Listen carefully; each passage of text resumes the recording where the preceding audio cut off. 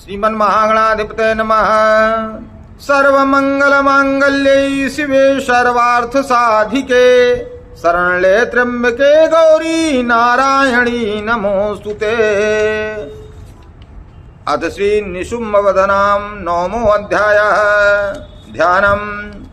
ओम बंधूक कांचन निभं रुचिराक्षमालां पाशांकुशौ च वरदां निजबाहुदण्डैः बिभ्राणमिन्दुशकलाभरणं त्रिनेत्र मर्धाम्बिकेशमनिशं वपुराश्रयामि।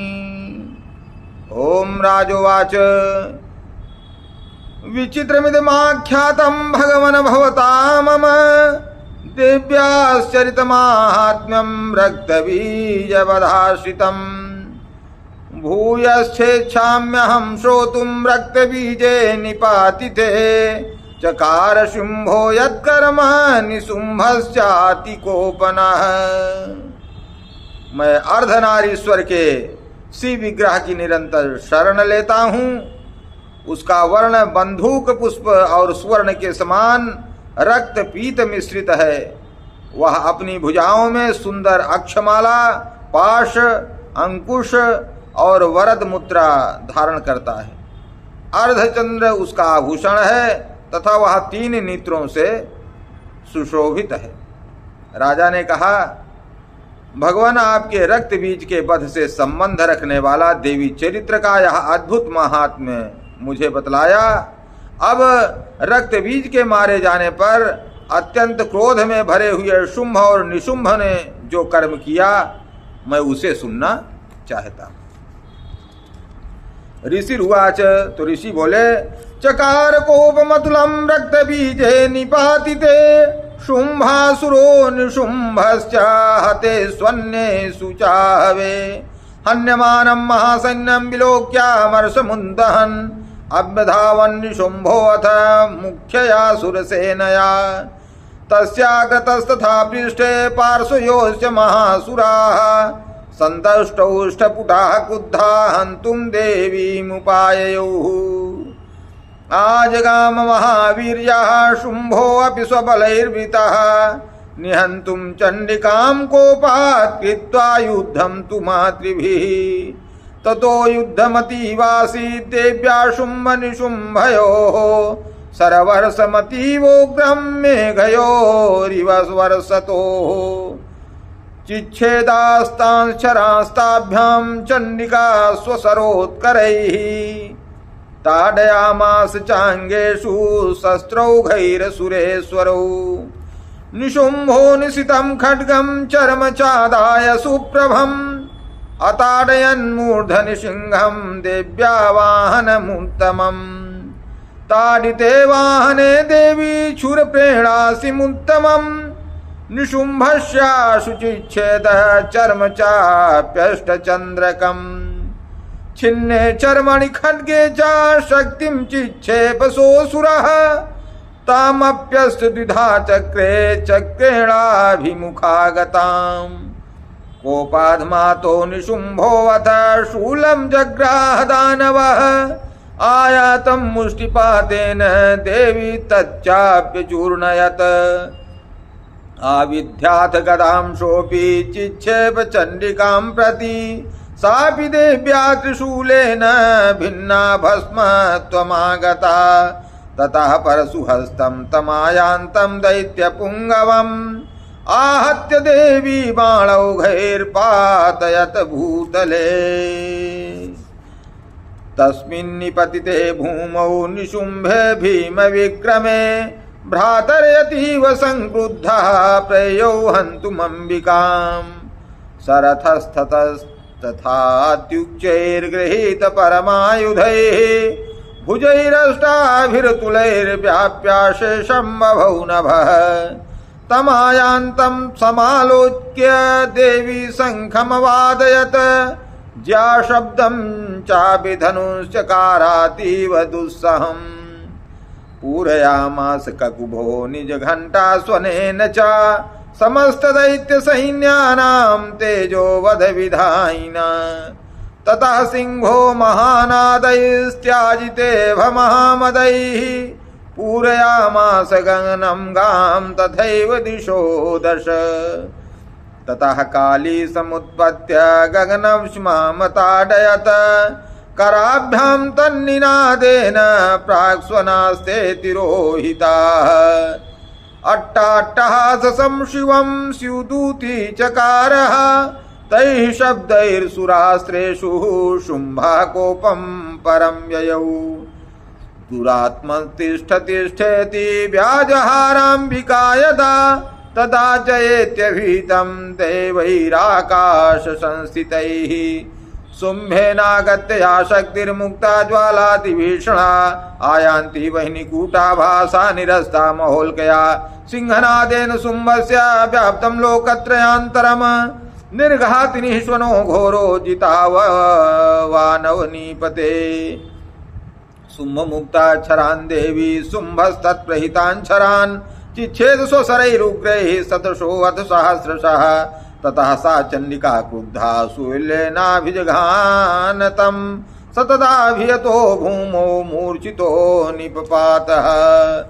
ततो निशुम्भः सम्प्राप्य चेतनामात्तकार्मुकः आजघान शरैर्देवीं कालीं केशरिणं तथा। पुनश्च कृत्वा बाहूनां युतं धनुजेश्वरः चक्रायुधेन्द्रच्छादयामास चण्डिकां। ततो भगवती क्रुद्धा दुर्गा दुर्गार्तिनाशिनी चिच्छेद तानि चक्राणि स्वशरैः सायकांश्च तान्। ततो निशुम्भो वेगेन गदामादाय चण्डिकाम् अभ्यधावत् वै हन्तुं दैत्यसेना समावृतः।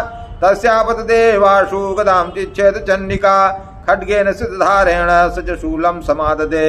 शूलहस्तं समायान्तं निशुम्भममरार्दनम् हदिविव्याधशूलेन वेगाविद्धेन चण्डिका। भिन्नस्य तस्य शूलेन हृदयान्निहिसितोपरः महाबलो महावीर्यस्तिष्ठति पुरुषो वदन्। तस्य निष्क्रामतो देवी प्रहस्वनवत्ततः शिरश्चिच्छेद खड्गेन ततो असावपतद्भुवि। तथा सिंहस्य खादोग्रं तष्टाक्षुण्लक्षिरोधरान् असुरांस्तांस्तथा काली स्युदूती तथा परान्। कौमारी शक्ति निर्भिन्नाः के चिन्नेशुर्महासुराः ब्रह्माणि मंत्रपूतेन त्वयेनान्ये निराकृताः।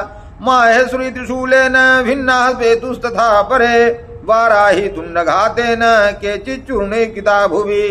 खड्गं खड्गं चक्रेण वैष्णव्यादानवाः कृताः वज्रेण चन्द्री हस्ताग्रह विमुक्तेन तथा परे। केचिद्विने सुरसुराः केचिन्नष्टा महाहवात् भक्षिताश्चापरे काली सुदूती मृगाधिपैः। ओम इति श्री मार्कण्डेय पुराणे सार्वजनिक मंत्र देवी महात्म्य निशुम्भो नाम 9वां अध्याय। बोले श्री दुर्गा मैया की जय।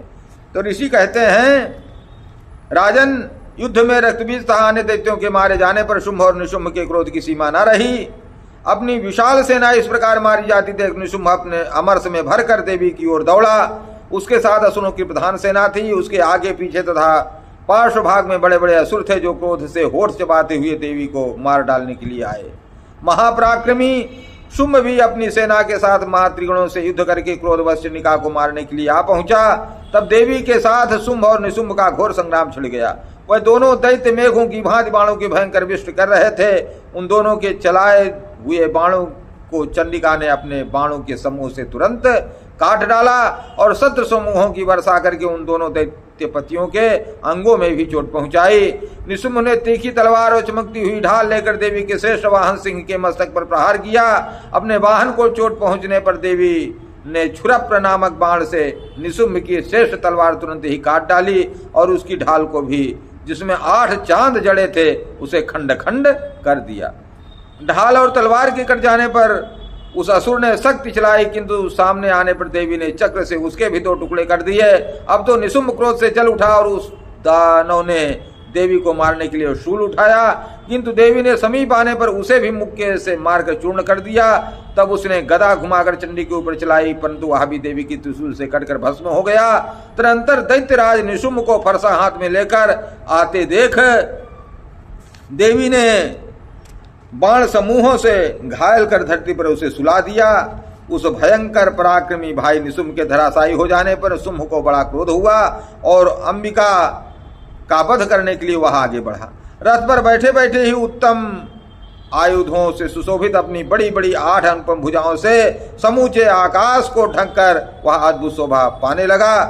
उसे आते देख देवी ने शंख बजाया और धनुष की प्रत्यंचा का भी अत्यंत दुस्साह शब्द किया। साथ ही अपने घंटे के शब्द से जो समस्त दैत्य सैनिकों का तेज नष्ट करने वाला था, संपूर्ण दिशाओं को व्याप्त कर दिया। तदंतर सिंह ने भी अपनी दहाड़ से, जिसे सुनकर बड़े बड़े गजराजों का महान मद दूर हो जाता है, आकाश पृथ्वी और 10 दिशाओं को गुंजा दिया।